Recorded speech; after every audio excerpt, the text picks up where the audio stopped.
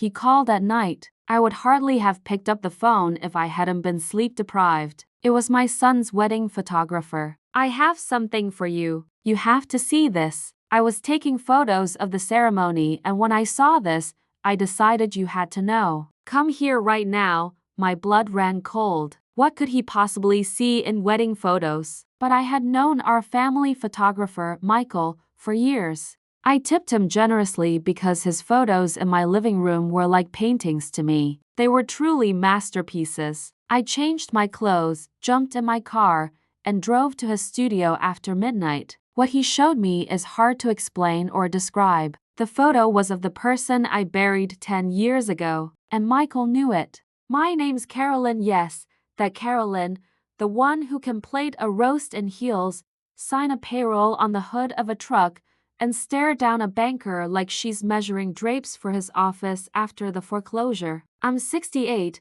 a woman who wears her years like a leather jacket, scuffed, warm, and tougher than it looks. I raised 2 kids on grit and grocery store coupons after my husband died, and I put that word in quotes now because, apparently, the man took death like a suggestion. You want the beginning? Fine. I didn't have the luxury of a beginning when it happened. I had bills. 10 years ago, I hugged a polished mahogany coffin, kissed a forehead the color of candle wax, and heard the oven timer inside me go off. Ding, congratulations, Carolyn. You're a widow and a one-woman show. The funeral home smelled like lilies and old coins, and my daughter, Libby, clung to me like a question I couldn't answer. My son, Nate, stood stiff and furious because that boy's heart has always done anger before it does grief. I told them both the same thing I told myself. We will not drown. We will swim with pockets full of rocks if we have to, but we will not drown. He left me a business, his business, granite and grit construction, a dozen men who called me ma'am the way people say good luck to tightrope walkers. I took the ledger books home that night, set them on my kitchen table, and swore to my coffee mug I'd keep the lights on. I learned to love receipts, to flirt with spreadsheets, to talk permits with men who believed my lipstick invalidated my opinion. The first year, I kept that company afloat by sheer audacity and a Rolodex of favors. The second year, we turned a profit. The third year, I raised wages, bought better boots for the crew, and changed the company motto to, "If we say Tuesday, we mean Tuesday." My children grew up in the shadow of cranes and clipboards. Nate could coil an extension cord like a pro by 16. Libby could spot a supply chain lie at 20 yards. I packed school lunches at M, negotiated bids at noon, and did laundry in the dark. I was stubbornly single because my bed was full enough with invoices, with worry, with that empty shape where a man used to breathe beside me. People said I was married to my work. I said I was married to my survival. Then I met him, let's call him the Velvet Jackhammer. He had the handshake of a politician and the smile of a man who lived on dessert. He was 55, with marvelous suits that said either he knew a good tailor or a good lie. His name was Trevor. He made being seen feel like a spa treatment. He used words like we and ours as if they were confetti, and I, who had spent years being singular, was seduced by the plural. He brought flowers without birthdays.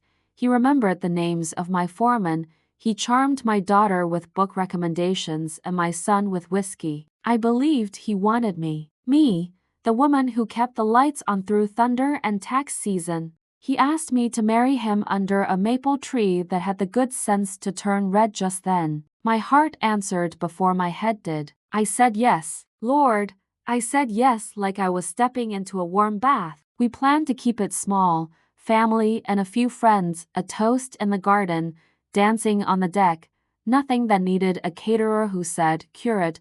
Love felt like an exhale after a decade of inhaling dust. A week before the engagement party, Trevor invited some of his friends over, men who laughed like they never had to calculate a bill in their heads. The house was soft with evening candles, jazz, the sausage-stuffed mushrooms I make that can solve most international conflicts. One of the men suggested cigars, and I directed them to the smoking room, an old library with oak paneling and my mother's stern portrait. I poured bourbon, the good kind, and headed for the door with the tray. I didn't mean to hear it, but my house keeps secrets like a sieve, and the words came through the oak like a verdict. This is not a woman, but a golden cow. She's 60. I could find a younger one, but why? When I marry Carolyn, I'll take everything she has. Our family is bankrupt. She's my lifeboat. In a year, I'll marry a young woman and you'll stop joking that I traded my young lover for this old one. Divorce is just a matter of time. I couldn't help myself. I wish I could say I set the tray down with dignity. I kicked the damn door hard enough to make the portrait rattle. The three men turned as if the floor had told on them. Trevor had the grace to pale. Divorce, I said, and handed him a glass he didn't take. Darling, I'm letting you go right now. You're free. It's funny how quickly you rediscover your spine when someone tries to appraise you like livestock. I did not yell. I conducted. I opened that front door so wide Winter marched in like a drummer boy. Shoes off my rug, I told the friends. I can clean bourbon. I do not clean filth, they went. Trevor sputtered, tried to reassemble his face into innocence. I saw the gears grind. He reached for me how men always reach when they're losing, and I stepped back. Find your own lifeboat, I said. I'm a ship. He left with his pride in a grocery bag. The silence after the door closed felt delicious and trembling, like the pause before applause. I sat at my kitchen island and laughed. Not a hysterical laugh, a clean one. Then I poured myself the bourbon he didn't get to drink and toasted my mother's portrait. You were right, I told her. The pretty ones always need a job title. In the morning, I woke to an inbox of apologies. Some were limp from Trevor out of context, boys talk, too much whiskey, but one message was different. It came from Bob. If you live in my town, you know his first name like you know the words to the anthem. He owns half the buildings with brick faces and the other half with glass. People called him ruthless when they meant he could do math. He and Trevor had been acquaintances, which is not the same as friends. Bob's email said, "What I heard last night was ugly. It doesn't represent how everyone in that room thinks. I'm sorry you had to hear it. If there's any way to make amends, even if it's just a cup of coffee where I keep my mouth shut and listen, I would be honored." I ignored it. I had a company to run and a heart with fresh bruises. But you can only ignore decency so long. He wrote again that evening, shorter this time.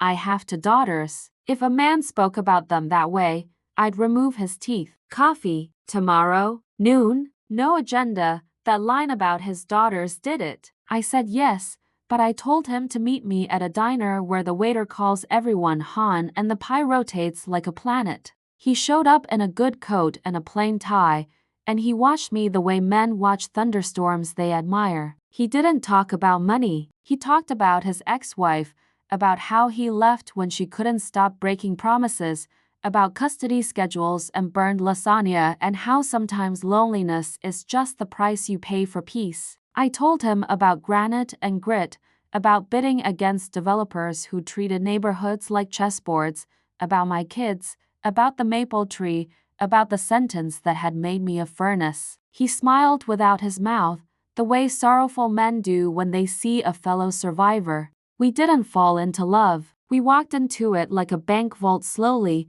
cautiously, aware of the weight and the code. We kept it quiet because rumors in a small city are like mosquitoes. They breed near standing water and feast at dusk. Also, because my son, Nate, had the kind of protective streak that made him evaluate every man in my orbit like a bouncer. Bob and I met for coffees, for walks in the park where I pretended to care about ducks, for dinners where we ordered 2 entrees and split them because that is how adults flirt when they like leftovers. Weeks passed, then months, and in that space something observable happened. My shoulders dropped a fraction. He was a steady presence. He showed up in steel-toed boots to tour a job site and asked the crew good questions. He dropped off a space heater when the office HVAC coughed its last. He put a new battery in my truck without a lecture. And he never once suggested my age was a problem he'd be solving later. Here's the part no one would believe if I hadn't lived it. While I was learning to trust a man with my Tuesday nights, My son was learning to love a woman I had no idea how to classify. Bob's daughter, Ava. They met at a charity thing, the kind where the speeches use the word impact too often. Nate told me he'd been struck by her kindness at the coffee urn. Ava told Bob she liked the way Nate listened like it was a profession. It didn't take long. Love likes shortcuts. On Valentine's Day, because the boy has a theatrical streak, he sanctimoniously denies Nate proposed at the very park where Bob and I had discussed ducks. Ava said yes with her whole face. Our families were stunned. We were all so careful. We called it fate when we meant small town, and we kept our dating quiet, tucking it into a back pocket while the kids planned a wedding in big letters. Bob, being Bob, said, "If we're going to do this, let's do it right."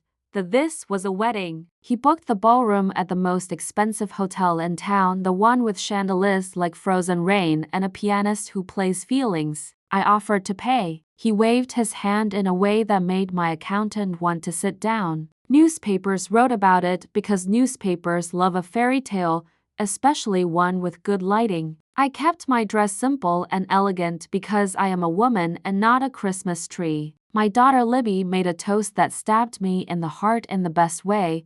To moms who refuse to sink, she said, "Eyes on me." I pretended to cough so I wouldn't cry. We danced. We laughed. We posed. I thought the day had woven itself into one of those perfect tapestries you hang in your memory forever. And then the phone rang days later on that sleepless night like a knock on old wood. "Michael," I said when I picked up, because that's his name, the photographer, not my son. Michael, our artist with the patience of a saint and the eyes of a hawk. His voice was wired to the hilt. "Carolyn, you need to come, right now." I've learned to hear urgency the way paramedics do. I was dressed into minutes, hair in a clip, coat over pajamas, boots without socks because adrenaline doesn't care about blisters. The town was quiet in that flattering way where even ugly buildings look repentant. Michael's studio windows were lit up like someone had turned day back on. He opened the door before I knocked, his face pale enough to qualify as a statement. "I'm not crazy," he said, "but I need you to tell me I'm not crazy." He hustled me past the gallery walls, frames like little windows, into joy and into the back, where the air smelled like developer and doubt. He had prints hung to dry on lines, dozens from the wedding. Bob fixing his cufflinks, Ava's veil doing ballet in the air, Nate laughing like someone had finally granted him amnesty. And there, half hidden behind a marble column near the back rows of the ceremony shots, stood a man with a posture I knew like handwriting. He wore a gray suit that tried not to be noticed, a cheap wig, and glasses that should have come with a mustache and a trench coat. He was thinner. His jawline had been erased by time, but the hands, oh God, the hands were the same. The little scar by the knuckle from that fishing trip, the way his fingers curled, a habit born of years turning wrenches and signing checks. Michael didn't say it. He didn't have to. The room started to tilt, and I grabbed the edge of his table to keep the world from sliding. The man in the photo was my husband, the one I had buried, the one whose urn I had opened by the lake so the wind would take him to the place he loved. I stood there, feeling the old house inside me shift on its foundation.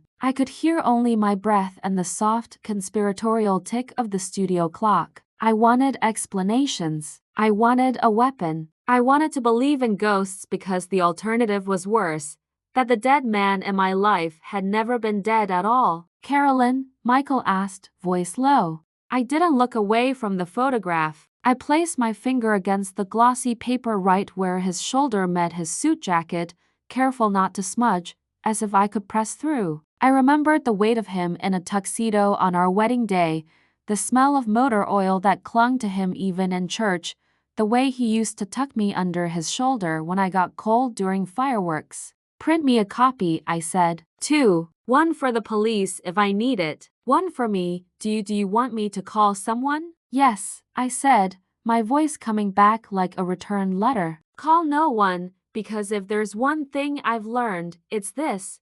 When the past crawls out of its grave and walks into your son's wedding wearing a wig, you don't make a scene. You make a plan." I slid the photograph into my bag, thanked Michael like he'd performed a surgery, and stepped back into the winter night. The hotel's marble columns were miles away, but their shadows stretched right to my feet. Somewhere in that darkness was a man who owed me the truth, 10 years' worth, with interest. And I, Carolyn, who once kept a company from drowning with nothing but spite and a 3-ring binder, was going to find him. The night was a zipper I couldn't close. I drove home with the photo face down on the passenger seat like it might bite if it made eye contact. My house felt suddenly overoccupied by absences: his jacket that I'd given to Goodwill, the drawer I'd never opened again, the wedding album that ended like a cliff. I made tea because women my age commit to rituals even when the world is on fire. Then I took out a yellow legal pad and wrote 3 things in thick black marker.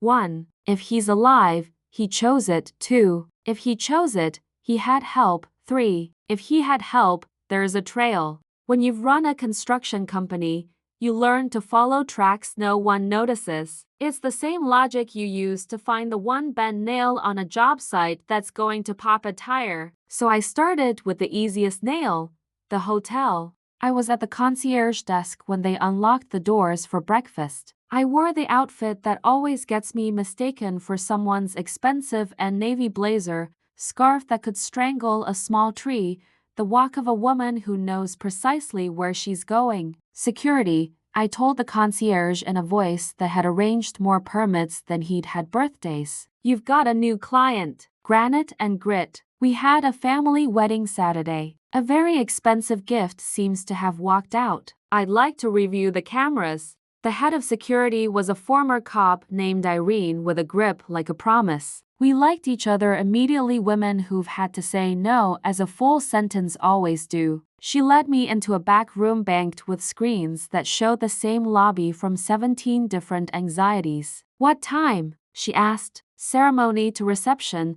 then 30 minutes after, I said. And the service corridor that runs behind the ballroom. We watched. I saw myself 3 inches tall on a screen, laughing with Bob. I saw Nate kiss Ava's temple. I saw flower girls in a whirl of tulle. Irene fast-forwarded like a DJ. And then the column, the shadows, the gray suit like a sigh. He was there. He stood in the hatch between being and not being, like a man playing chicken with his own ghost. A wig that belonged to a community theater, glasses like camouflage. He kept his head lowered, sweeping view lines like a pro, not a mourner. Back it up, I said. Follow him from arrival. He had arrived alone, hours earlier, through the service entrance, the door held by a busboy who didn't care as long as people weren't carrying soup. He kept to the edges, knew where the cameras blinked, where the pillars made covers. After the kiss and the recessional, he slipped out again, following the banqueting staff to the freight elevator. Do you have a shot in the elevator? I asked. Irene snorted. If I did, the union would strike. But I've got the basement hall. There he was, stepping out, walking like his shoes remembered my floorboards. He passed by the loading dock and out into the cold. A hat appeared where the wig had been. Clever. He turned left, curb camera. Irene toggled. We found him again, tiny in the frame, shoulder stooped, a gait that had learned new aches. He did not take a car waiting with the smugness of money. He walked 3 blocks to the bus station. Zoom, I said, and then, I owe you flowers. We got him purchasing a ticket. Cash. The clerk handed him a printed slip and pointed. He went to gate 7. Destination: Pine Hollow. Small, half-forgotten, the kind of once industrial place where the diner still sells pie by color, red or yellow. I knew Pine Hollow. We built a retaining wall there once, and I'd bought a jar of pickles from a woman who could bench press a tractor. I stood up. Irene, you're magnificent, I said. If anyone asks, we were looking for a stolen candelabra. Get them to switch to battery-operated, she said. Fewer fires. She watched me pocket a flash drive. You going alone? For now, I told her, which was both answer and declaration. She nodded like a woman who knew the pleasure of keeping her own counsel. I drove to Pine Hollow with the heater roaring and my mind playing a reel of the last decade. First birthdays without him, First holidays when I set out one plate instead of two. The night the water heater died and I stood in the basement with a wrench and said, "Watch this, you son of a," to no one. Grief had been a roommate. Now it was trespassing. The station at Pine Hollow is 2 benches and a clock that refuses to retire. I found the clerk a teenage boy wearing a name tag that said "Rusty like Destiny," with acne and an honesty you can only get before rent. I showed him the photo, just the corner with a shoulder, the hat, the ticket time. "This man buy a ticket yesterday?" I asked. Rusty squinted in the theatrical way of boys who want to be consulted. "Yeah," he said after a beat. He asked for exact change. Who asks for exact change? Kinda spooky. Where did he go from here? I kept my voice casual as a patio chair. Rusty jutted his chin toward the street. Cut through the alley, past BV's laundry, left at the mural of the trout, then uphill toward the old mill. People rent rooms up there. $1 by the night. I tipped Rusty the kind of bill that makes teenagers write thank you notes in their heads. Then I went troutward. Pine Hollow's old mill district has sprouted the kind of life places develop out of stubbornness. Pawn shops, a yoga studio in a building that used to be a nail factory, a bakery that proudly calls its bread crusty like your grandfather. Up the hill were boarding houses with tin numbers and windows whose curtains had seen things. I took the block slow, reading porches like tarot cards. On the third house, I sawed a cigarette burn on the rail shaped like a comma, same as the mark he'd made once, the night we refinished our first deck, when he'd set his smoke down, said just for a second, and pressed a scar into our wood I bumped with my hip for 20 years. The same shape set in the painted rail of this boarding house like a phrase he'd repeated. I rang the bell. It made the kind of sound that means no refunds. A woman's head popped out from a side window, hair dyed a heroic black, eyebrows that belonged to a more surprised species. "We don't take credit cards," she announced. "Good," I said. "I don't hand out my numbers." "I'm looking for my uncle." I produced a stack of 20s and the smile that's gotten city planners to reconsider setbacks. "Gray suit, hat, glasses he doesn't need. Hard to miss if you're paying attention." She sniffed money the way a cat sniffs new furniture. "Came in late," she said. "Didn't want his name on the ledger." I write names even when people don't want names. Fire code. "He's in 3B, but if you're gonna surprise him, don't." "I don't need broken lamps. I break nothing I bought with my own money," I told her, and climbed. Outside 3B, my hand hesitated, a hollow in the air where a decade lived. I felt the weight of what looked like a second chance and tasted the sour of what smelled like a trick. I knocked. Nothing. I knocked again, more businesslike. The door opened inward with the betrayed squeal of a hinge that hadn't known kindness. The room was a movie about a room. Bed, chair, lamp, a Gideon Bible whose cover made a case for leather. On the bed, a wig. On the chair, a pair of drugstore glasses. On the dresser, a cup with 2 used razors and an empty blister pack of heart medicine. In the trash, a ticket stub to Pine Hollow. He'd been here. On the windowsill, something else. A note folded into the kind of small rectangle men make when they don't want to be eloquent. It was addressed to C, my initial, and the way he'd always labeled boxes when we moved, as if to warn people I might leap out. I stood in that tiny room with everything and opened it. Lynn, it said, my private name, short for Carolyn, the one he alone used in the kind of moments that never make it into family albums. I had to see him. One time. I stayed out of the way. "I'm not your problem. I'm trying to fix mine. Don't tell the kids." For now, it's complicated. It always was. JJ. His letter was as long as his apologies had always been. I put the note to my nose the way widows do and inhaled cheap soap. Fear, the ghost of my past. Angry heat rose in me so fast the window sighed. I took photos of everything.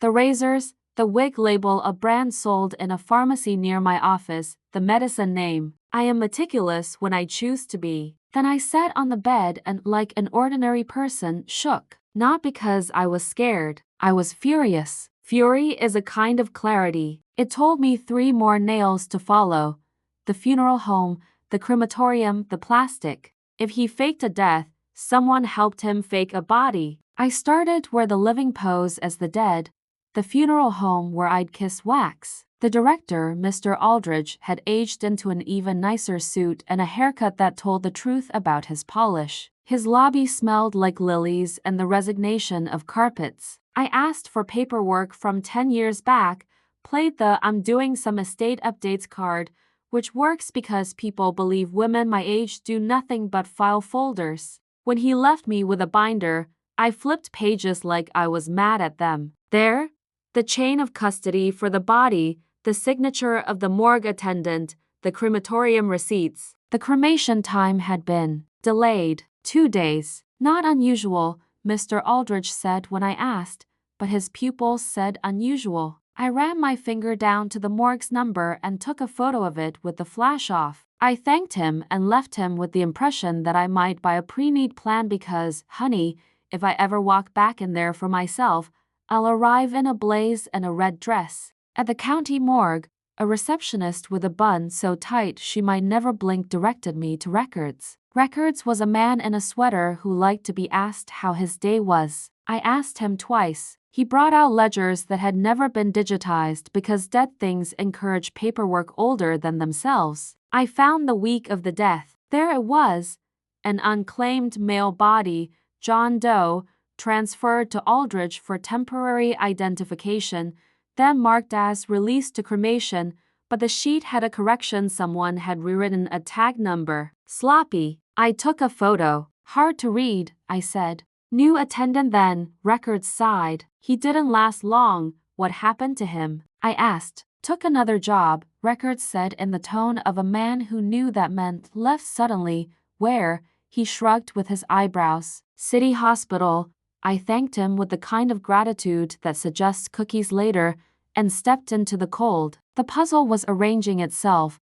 An unclaimed body given a name, a cremation delayed, my husband alive in a hat, and the smell of plastic on the word face. Plastic surgeons leave trails. Their art costs as much as my first house. I went straight to my office and called a friend who owes me an anesthesiologist I'd once saved from a contractor who thought invoices were a suggestion. Back channel question, I said. 5 to 12 years ago, which plastic surgeons in a 50-mile radius had the kind of skills you'd use to turn a face into a mask, and which ones liked cash? She gave me 2 names. One was a celebrity sculptor whose patients look like they all share a cousin named Botox. The other was quiet, discreet, and formerly employed by a regional clinic that had a reputation for reconstructive miracles and billing that preferred envelopes. Dr. Leland Cho. He had, she said, retired to a lake house because irony likes waterfront property. The lake, of course. The same lake where we'd scattered ashes that now tasted like drywall dust in my memory. I pulled up my calendar, my conscience, and my keys. Then my phone buzzed with a name that makes my bones feel less lonely. Bob, lunch, he texted. Or are you rescuing a crane operator's marriage again? I stared at his words and felt the double life tightening like a belt. I didn't want to lie to him, but I also didn't want to say, by the way, my dead husband attended our children's wedding. I'm off to interview his plastic surgeon. Rain check, I typed, chasing a permitting hiccup at the county. We'll call tonight. He wrote back a thumbs up and a heart, and the simplicity of it made my eyes sting. I put the phone face down because my heart hadn't figured out how to share a room with a ghost and a good man. I drove to the lake, the road so familiar my hands turned before my mind remembered. The winter trees made lace against a sky the color of a nickel. Dr. Cho's house sat among pines that whispered, modern glass and cedar, tasteful enough to be an apology. I parked where the cameras would see me and walked up the path like someone with nothing to hide, because I had nothing to hide. He did. He opened the door before I knocked. He was small and made of precision. Miss Holden, he said, using my married name as if it had just stepped out of storage. I wondered when you'd come. The world shifted again. Then pour the tea, I said. We're going to be here a while. He stepped aside, gesturing me into a living room that had the indecent calm of money earned in silence. On the mantel, a photograph of a fishing boat on a familiar lake, and next to it, a framed set of surgical instruments, gleaming like a museum of mistakes. I don't need you to confess, I told him, taking a seat without being asked. I need you to remember. Dr. Cho sat down to cups. His hands didn't shake. Memory is an elective procedure, he said mildly. But sometimes elected officials must speak. He folded himself into a chair and looked at me over the rim of his tea as if I were a case he'd once convinced himself was noble. Tell me, I said, how you made a dead man walk into my son's wedding. He took a breath, and the house exhaled, and the lake did not move. And then, from down the hallway, a floorboard I could map blind creaked, the one that always betrayed middle-of-the-night snack raids in our old place. Footsteps. Slow, familiar, the kind of sound a life makes when it realizes it has run out of places to hide. Lynn, a voice said, softer than the lie it rode in on. I put my cup down with a care that could be mistaken for grace and turned my face toward the doorway as the past walked into the room wearing my husband's bones. He looked like a photograph left out in the rain, recognizable but warped. 10 years of hiding had sanded him down. Thinner, his once dark hair gone the color of resignation, skin pulled too tight across cheekbones that used to blush when he laughed. The hands, though those damned hands were the same, broad, strong, and flecked with the pale scars of every house we'd ever built together. Lynn, he said again. His voice carried all the hesitation of a man walking barefoot over glass. You look, don't, I cut in. You've lost the right to adjectives. He flinched, but then he did something worse. He smiled, a sad, almost grateful smile, like a man who'd been waiting for someone to yell so he could stop pretending. Dr. Cho stood politely, hands clasped behind his back like a priest who'd blessed too many sinners. I'll leave you two, he murmured, and disappeared down the hall. The silence that followed had weight. It sat between us like a third person, unwanted but necessary. I stood, keeping the table between us. You have 5 minutes before I walk out that door and call every friend I have with a badge. He nodded, accepting the terms. Fair. He looked down, then up again, and the years dropped out of his eyes like loose change. They were going to kill me, Lynn. You remember that lawsuit? The land deal, the investors who turned out to be crooks. I didn't just lose money, I stumbled into something I shouldn't have seen. They warned me, and then they came for me. I folded my arms. So you faked your death, instead of, say, calling the police like a normal person? I did, he said quietly. And one of them was the police that stopped me. For half a second. You expect me to believe that? He reached into his coat and slid a crumpled envelope across the table. Inside were photocopies of old reports, letters, some scribbled notes with names I remembered vaguely from the headlines back then. Developers, shady deals, one who'd fallen off a boat the same week my husband died. I remembered that headline because I'd cursed him for leaving me alone with the mess. Cho helped me, he continued. I paid him everything I had left to make it look real. We found an unclaimed body at the morgue, changed the tag, staged the paperwork. He altered my face, my fingerprints. I lived in Thailand for years under another name. They stopped looking, and when I heard they were all dead or in prison, I came home.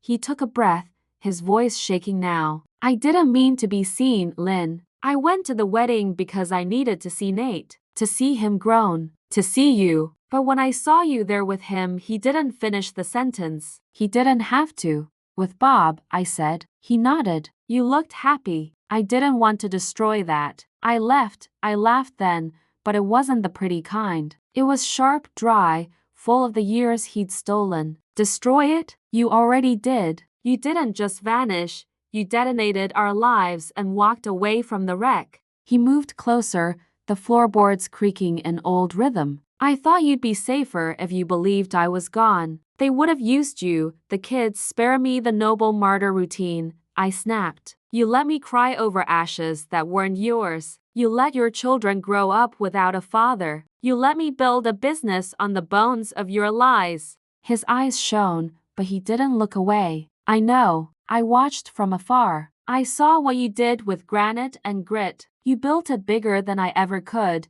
You're damn right I did. For a moment, we just stared at each other, two survivors of the same shipwreck, each believing the other had drowned. Finally, I said, "So what now? You think you just walked back into my life? Into their lives?" He shook his head. "No, I came to make it right. I want to tell the kids myself, explain everything, and I need your help to do it." "You're out of your mind," I said, grabbing my coat. "They'll never forgive you." "I barely can. Maybe not," he said softly. "But they deserve the truth." I paused at the door. "Truth," I repeated. "You buried the truth a decade ago. All you're digging up now is pain." I left before he could answer. The drive back was a blur of headlights and fury. I didn't know whether to scream or laugh. Somewhere between those two impulses, I pulled over at a gas station, bought a coffee that tasted like asphalt, and called the only person whose voice could ground me. Bob answered on the second ring. "Hey you, thought you were knee-deep in permits." "Not exactly," I said, forcing calm into my tone. "Can you meet me for dinner tonight? Early." He hesitated. "Sure." "You sound tired." "I've been chasing ghosts." "That's an interesting way to say paperwork," he said, and I could hear the smile in his voice. I loved that about him, how he could make the world tilt just enough toward warmth. When we met that evening, I almost told him everything. Almost. But I stopped myself, because I could already imagine his reaction.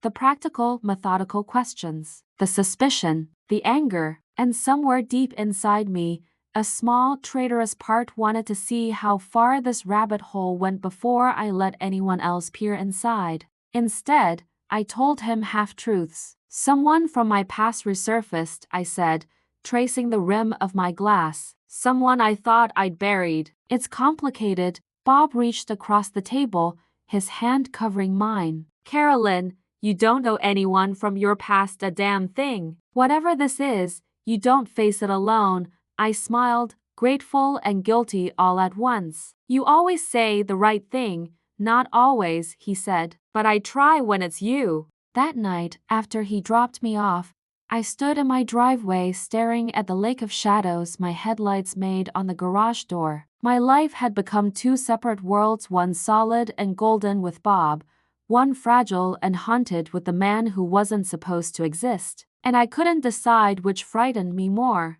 The next morning, I drove to my office and pretended the world hadn't cracked. The phone rang, workers needed approvals, invoices had to be signed. But by noon, a messenger arrived with a small envelope, no return address. Inside, a single photograph. Me, standing by my car last night. Written on the back, "We need to talk again. There's more you don't know. Jay."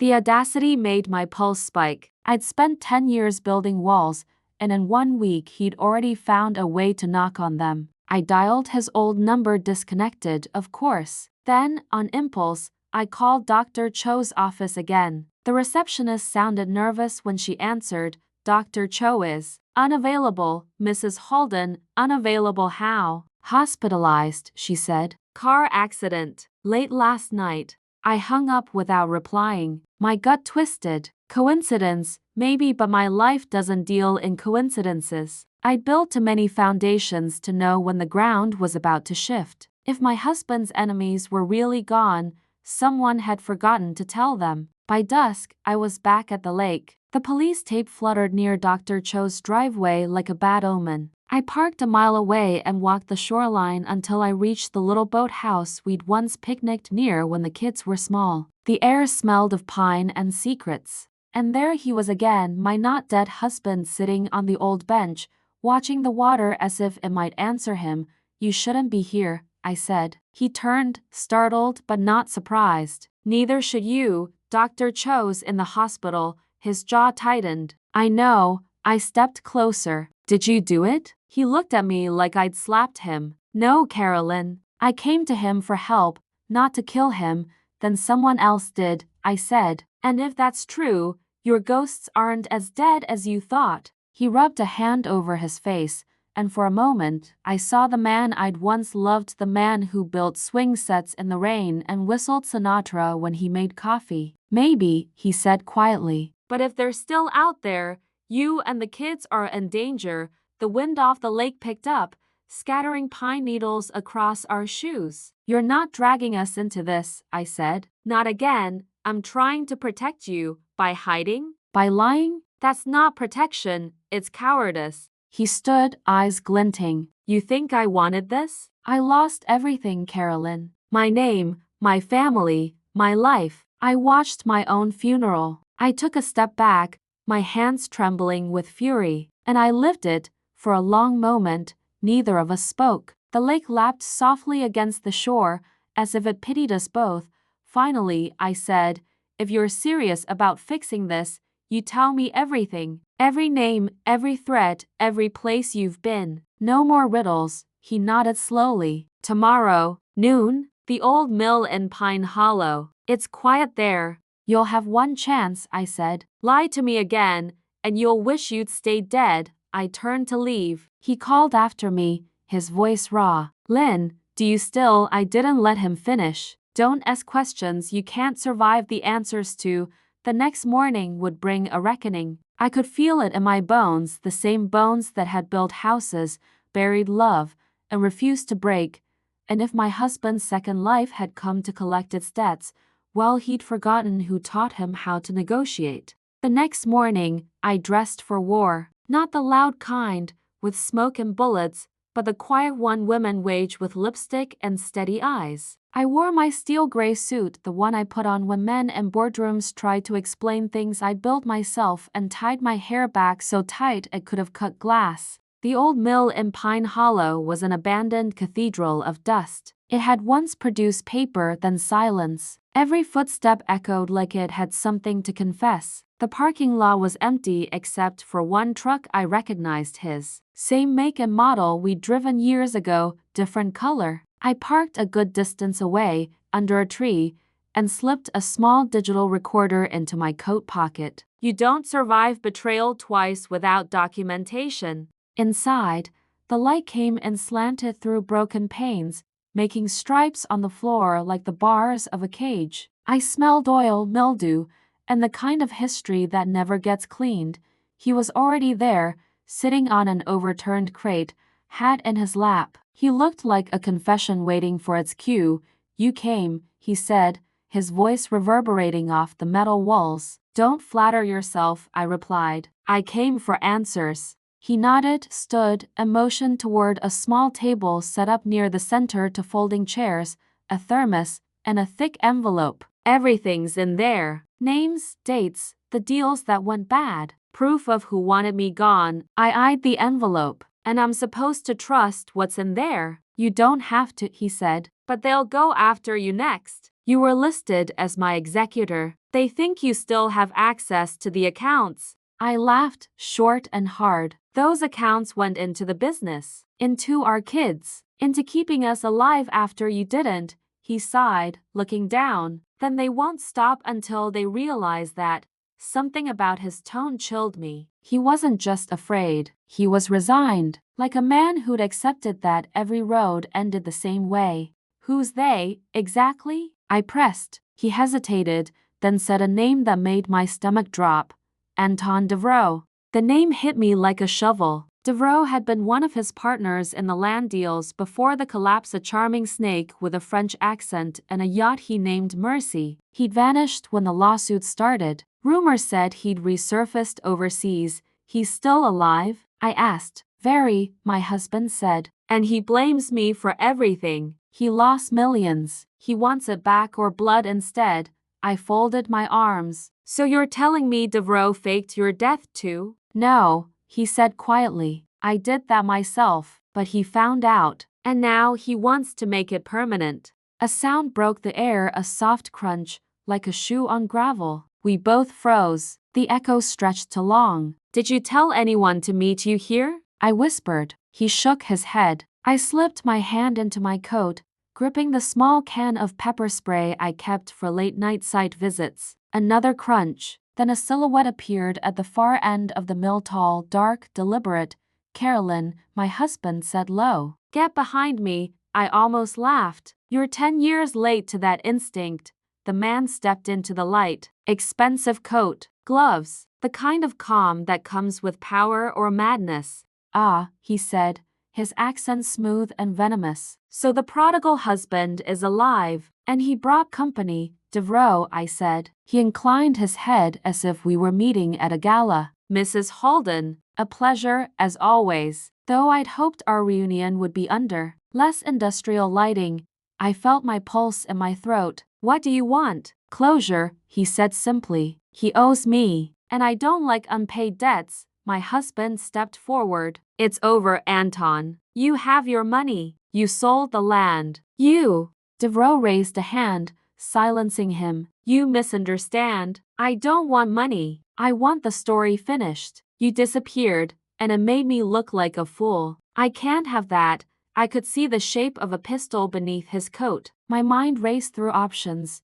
Distance, cover, leverage. You kill him, I said evenly, and every newspaper in the state will print your name within the hour. I've got copies of everything he gave me, and they're not exactly flattering to you. It was a bluff one I prayed sounded more solid than it was. Devereaux's eyes narrowed. You always were clever, Carolyn. The only reason you weren't included in his little disappearance act was because I respected that. Funny, I said. Most men who respect me end up unemployed. He smiled. Perhaps we'll see if that trend continues. He took a step closer, gun now visible. My husband moved slightly in front of me, but I pushed past him. Anton, I said, taking a slow step forward. You and I both know how this ends. You kill him, you run. You spend the rest of your life hiding, and for what? Revenge? He tilted his head, considering me. You always underestimated how much pride can cost. I glanced toward my husband. Now would be a great time for one of your brilliant ideas. But he wasn't looking at me, he was staring behind Devereaux. I followed his gaze just as a sharp metallic clang echoed through the mill. Devereaux turned, distracted for a fraction of a second. My husband lunged. The next few moments blurred into chaos. The gun fired, the sound slamming against the walls like thunder. A scream, metal hitting concrete, my own heartbeat drowning out thought. When my vision cleared, Devereaux was on the ground, the gun skittering away. My husband was crouched beside him, clutching his shoulder where blood bloomed through his sleeve. Damn fool, I muttered, kicking the gun toward a drain. I pulled off my scarf and pressed it against his wound. Hold this. He winced but obeyed. Devereaux groaned, rolling slightly. He was alive for now. I knelt, checked his pulse, then looked at my husband. You still have friends on the force? He managed a grim smile. One or two who owe me favors. Call them, I said. Now, within 20 minutes, the sound of sirens split the air. I stepped outside, arms crossed, watching as the police swarmed the mill. When the officer asked me what happened, I told him the truth, enough of it anyway. Devereaux was taken away in cuffs, cursing in 3 languages. My husband was taken in an ambulance. I followed behind in my truck, staring at his blood on my scarf and wondering how many times I'd have to bury this man before it stuck. At the hospital, the doctor told me it was a clean wound, nothing fatal. He's lucky, she said, lucky. The word tasted sour. When he finally woke, I was sitting by the window, arms folded, the photo of our family wedding still in my purse. He blinked at me, then smiled weakly. You stayed.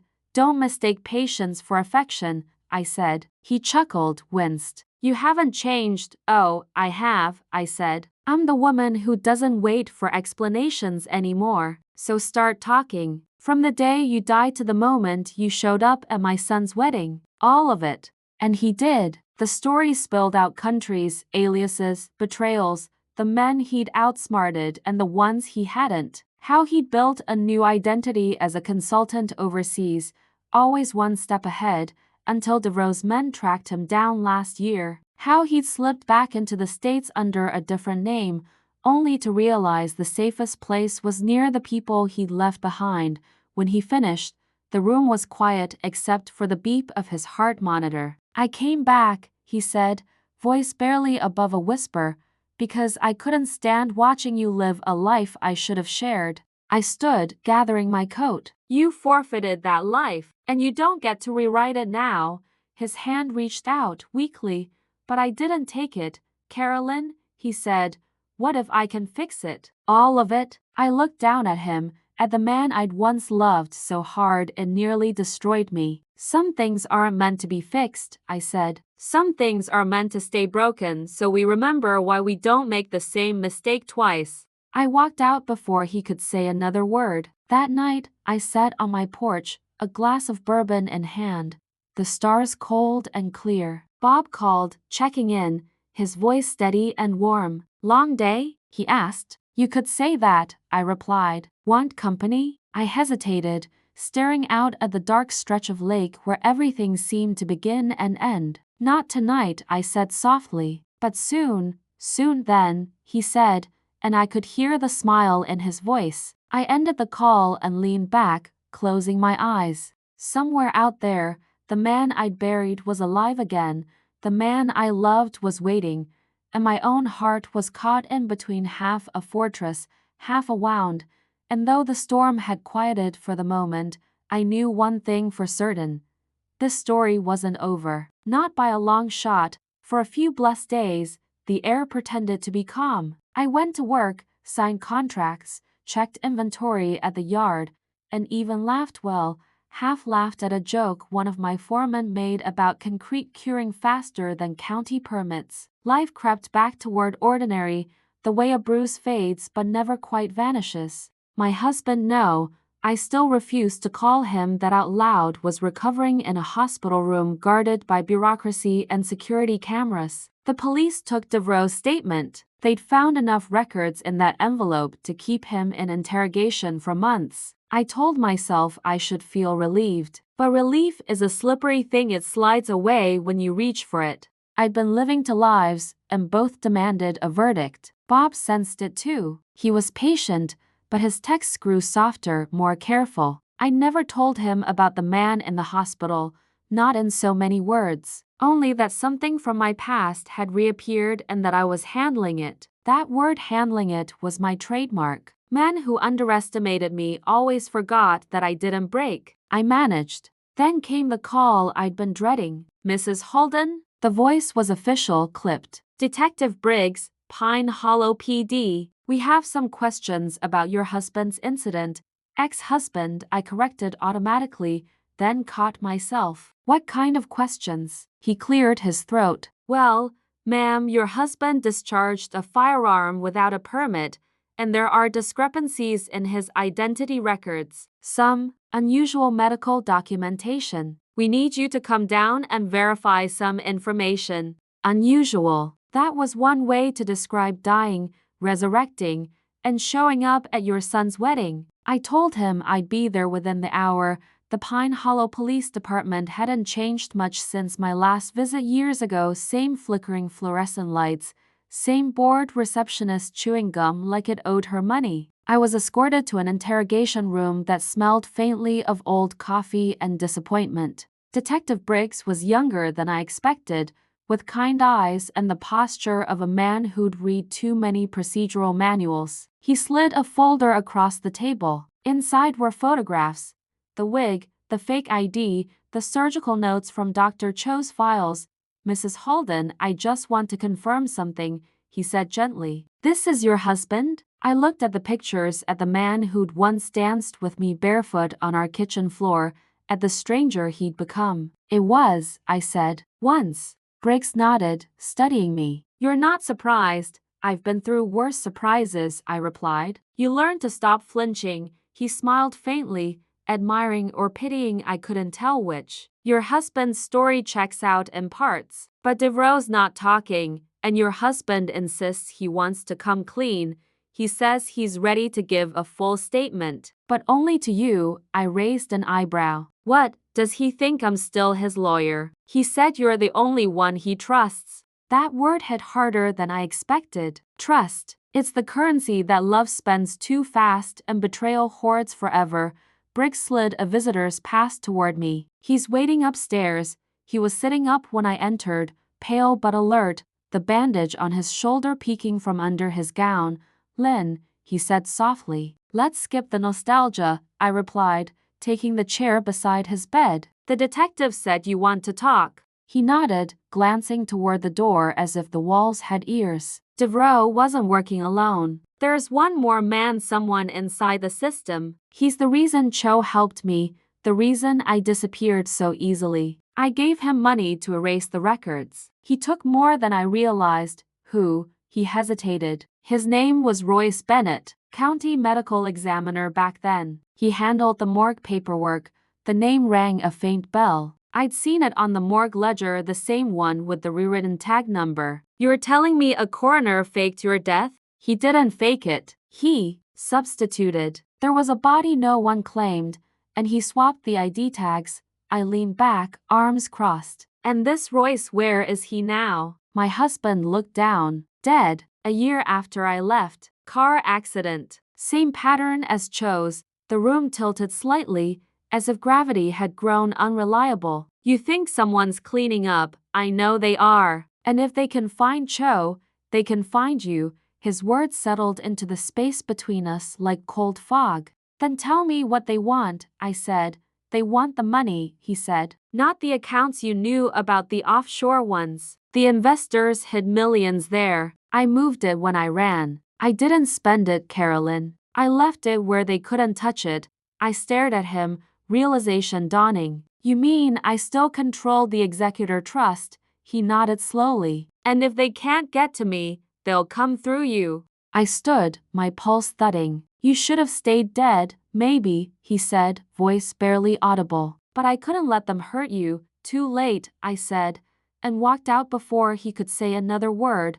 That night, I didn't sleep. I paced my kitchen until the floor knew my steps by heart. Every instinct I had screamed at me to protect my family, to shore up my walls before another storm hit. I'd fought off creditors, liars, and grief before, but this was different. This was danger with a name and a motive. Around midnight, I called Bob. He answered groggily. "Carolyn? What's wrong?" "Nothing's wrong," I lied. "Everything's just catching up to me. Do you want me to come over?" I almost said yes, but part of me needed space, needed to think without his calm, grounding presence making me feel safe. Because safety made me soft, and I couldn't afford softness right now. "No," I said, "not tonight, but soon, soon," he repeated quietly. "Whatever it is, you don't have to face it alone."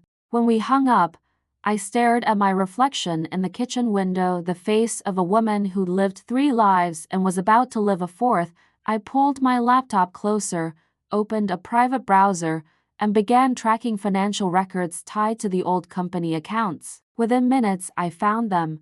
Dormant offshore trusts under both our names, untouched since his death. Then I noticed something worse. One of the accounts had activity just last week, a withdrawal made in my name, except I hadn't touched it. I checked the timestamp. It was the night of my son's wedding. Someone had forged my authorization. The realization hit like an earthquake under my ribs. Whoever was cleaning up the past was already inside my present, and if they could reach my accounts, they could reach my children. By dawn, I had a plan. I always do. First, I transferred the remaining funds into a secure business trust, one I controlled entirely. Then I called my bank, froze all personal accounts, and alerted my lawyer to draft power of attorney protections for both my kids. Then, for good measure, I booked 2 bodyguards from a security firm whose owner owed me a favor from a construction deal gone sideways. They'd follow my family discreetly for the next week. When I finally exhaled, the sun was bleeding through the horizon, and I was still standing. I went to see my son first. Nate was at the new house he and Ava had just moved into, still surrounded by unpacked boxes and optimism. He looked surprised when I showed up unannounced. "Mom, everything okay?" I smiled, kissed his cheek. "Just wanted to see how married life looks on you." He grinned. "Exhausting, but worth it." "Good," I said. "Keep your doors locked. And if you see anyone who doesn't belong, you call me first, then the police." He frowned. "Mom, just do it," I said, my voice firmer than I intended. "Promise me," he promised. though his eyes searched mine for the truth I wouldn't give him yet.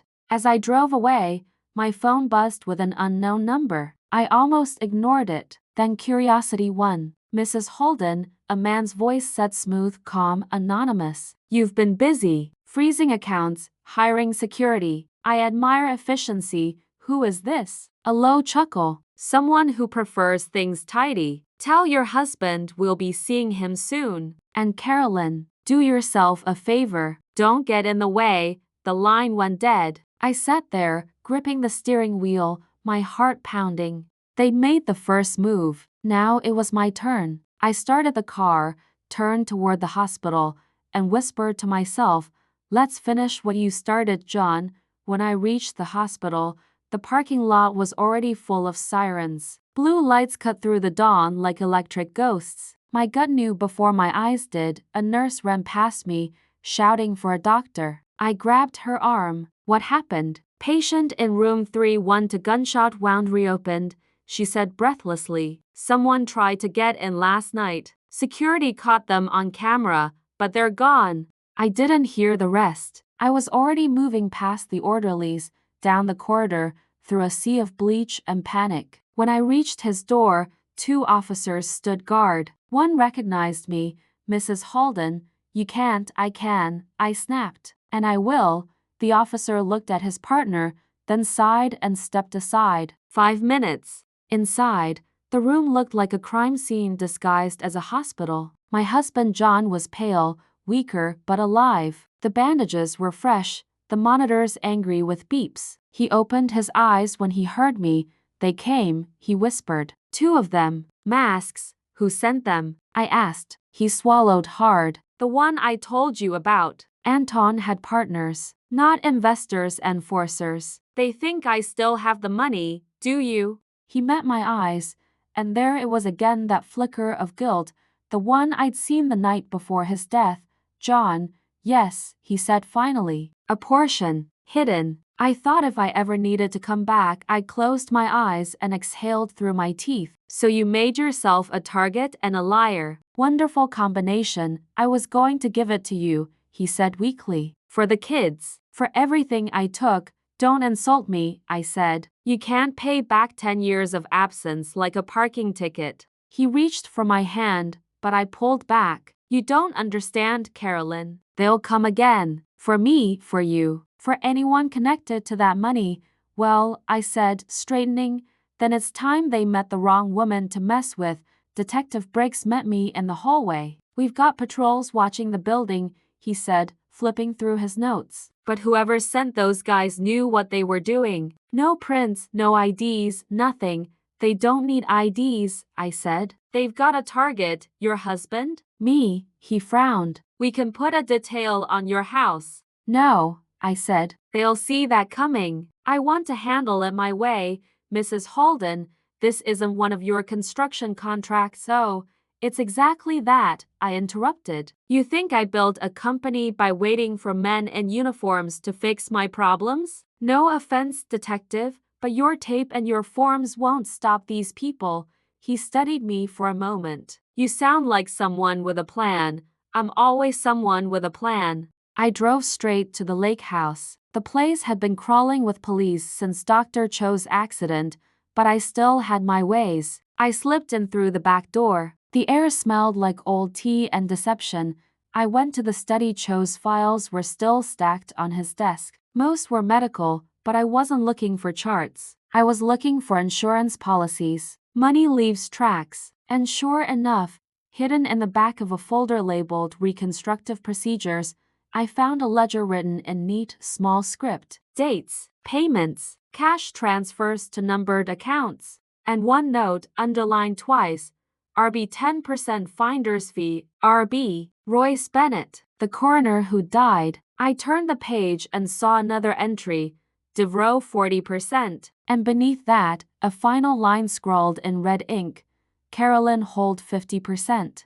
I stared at it, my pulse roaring in my ears. Cho had written my name, 50%. Why? The door creaked behind me. I spun around, but the voice that came wasn't a stranger's. Looking for your cut? Bob stood in the doorway. For a moment, I couldn't breathe. What are you doing here? He stepped forward, calm as ever, hands in his pockets. I could ask you the same. I followed you. You've been acting strange for weeks. So I did a little digging. He held up a file, one I recognized from my company's legal cabinet. My company, imagine my surprise, he said, when I found transactions connecting your husband's old accounts to Granite and Grit. That money was reinvested, I said quickly. After he died, he cut me off. After he pretended to die. And now he's back, and so's the money. You think I don't know what this looks like? Bob, I said, stepping closer. You're not listening. This isn't about greed. It's about survival. They're coming after anyone linked to that money. That includes you. His jaw tightened. You should have told me. I couldn't. Not until I knew who to trust. That landed like a slap. And you didn't trust me. I was trying to protect you. From what? The truth. His voice broke on the word. For a moment, all I could do was look at him, the man who'd stood by me when my heart was still bleeding, the one who saw strength where others saw age. And now, here we were, standing in a room filled with ghosts and secrets. He sighed, his anger cooling into something sadder. You don't have to do this alone, Carolyn. Let me help. I shook my head. No, if you get involved, they'll use you too. This fight's mine. Then at least tell me where it ends. I hesitated, then handed him the ledger. Right here, I said. In this house. Cho was keeping 50% under my name. That means someone's going to think I know where it is. And when they come for me, I'll be ready. He looked at me with that mix of admiration and worry that only men who love dangerous women ever perfect. You've got that look again. What look? The one that says you're about to start a fire and walk away while it burns. I smiled. You married a calm woman once. Look how that turned out. He didn't argue. He just stepped closer, touched my cheek, and said, Don't get yourself killed. No promises. That night, I baited the trap. I sent a message from my husband's encrypted email account, the one he'd given me before he fell asleep under morphine. The message went to the same contact that had called me earlier. Subject: the money. Location secured. Let's meet. Midnight. Lake house. Bring proof of life. Then I turned off the lights, poured myself a bourbon, and waited. By 11:45, the first car pulled up, headlights off. Another followed, quieter, smoother. Men in dark coats stepped out, their silhouettes sharp against the water. I stayed by the window, watching. They moved like professionals, no hesitation, no chatter. I slipped the safety off the pistol I'd inherited from my father, the same one I'd kept loaded in the bottom drawer for 40 years. When the first man reached the porch, I flicked on the floodlights. Evening, boys, I called out through the open window. You're late and rude, breaking into a widow's house like that. One of them raised his gun. Where's Holden? Dead, I said. For real this time. But lucky you, I'm handling his affairs. They exchanged a look. You have the drive? Maybe, but you'll have to work for it. That's when Bob's truck headlights flared behind them like a divine intervention. He'd followed me again, of course he had. Two men turned, startled. I ducked behind the window frame as shots cracked the air. Chaos. Shouts. Glass shattered. I crawled toward the back door, pistol ready. I could see Bob taking cover behind his truck, returning fire. I joined him, breath ragged. You were supposed to stay home, I hissed. He grinned, reloading. And miss all the fun? Together, we made a hell of a team. The years had taught me aim and composure. His had taught him patience and precision. Within minutes, the men retreated, one limping, one dragging the other. Their car screeched off into the dark. Silence fell, heavy and trembling. Bob turned to me, panting. Remind me never to underestimate you again. Damn right, I said. Then I looked at the wrecked house, the shattered window, the blood on the porch steps, not ours, thankfully, and felt the weight of 10 years settle into my chest. This isn't over, I said. No, Bob replied. But we just changed the rules. The police arrived an hour later. Detective Briggs listened, skeptical but smart enough not to argue with a woman holding 3 bullet casings and a half-burned ledger. When he left, Bob and I sat by the lake as dawn broke, He reached for my hand. Carolyn, he said quietly, if he survives, if your husband somehow pulls through, what happens next? I looked out over the water, the same water where I'd once scattered ashes and whispered goodbyes that didn't stick. I don't know, I said, but I do know this. Whatever happens next, I'm not running. Not from him, not from them, not from anything. Bob smiled, half proud, half terrified. That's what I was afraid of. I squeezed his hand. You should be, because if life had taught me anything, it was this: when a woman like me decides she's done being hunted, she becomes the hunter, and the next move would be mine. By sunrise, the lake shimmered like nothing bad had ever happened there. The birds didn't care about bullets or betrayal, or what a woman has to do when the past comes kicking at her door. They just sang, same as they always did, oblivious to the smell of gunpowder still clinging to the deck. Bob had stayed through the night, pacing like a guard dog, though I'd told him to go home 3 times. I think he knew better than to argue with me when I'd been running on caffeine and vengeance. He just poured me coffee and said, "You're not finished yet, are you?" He was right, of course. Because I'd realized something while the sirens faded and the police took their photos. Every single person tied to John's so-called resurrection show, the coroner, Devereaux, was dead or dying, and I wasn't ready to join that list. So, I called the one person still left standing in the mess. Detective Briggs answered on the second ring. "Please tell me you're somewhere safe." "Define safe," I said. "Because if you mean armed and pissed, then yes, I'm very safe." He sighed audibly. "You're not supposed to play hero." "Oh honey," I said, "I stopped playing a long time ago. I'm just here to win." I told him about the attack, the ledger, the email. He promised to send a unit to monitor the property, though we both knew I'd already handled it better than his men could. Before he hung up, he said, "They'll come for the money again, Mrs. Halden. They always do."